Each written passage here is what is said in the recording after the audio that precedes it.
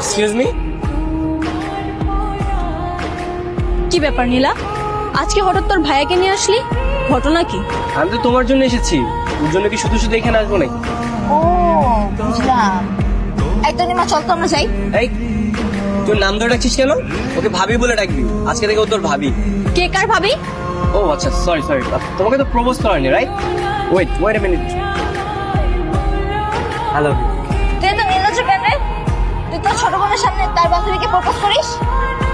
তাতে কি হয়েছে? ভালোবাসা কি অন্যায় নাকি? আমি তো প্রপোজই করছি, আর এইসব তো তোর জন্যই করছি। তুই তো বাসায় একা একা থাকিস, তোর বোর হয়, বোর ফিল করিস, তাই ভাবলাম তোর বান্ধবীকে তোর ভাই বানিয়ে নিয়ে যাবো, তাহলে আর তুই বোর ফিল করবি। দেখছিস কি উল্টাপাল্টা কথা বলছে? উল্টাপাল্টা না ম্যাডাম, যা সত্যি তাই বলছি। নীলা, তোর ভাইকে থামতে বল। এই তুই যা তো।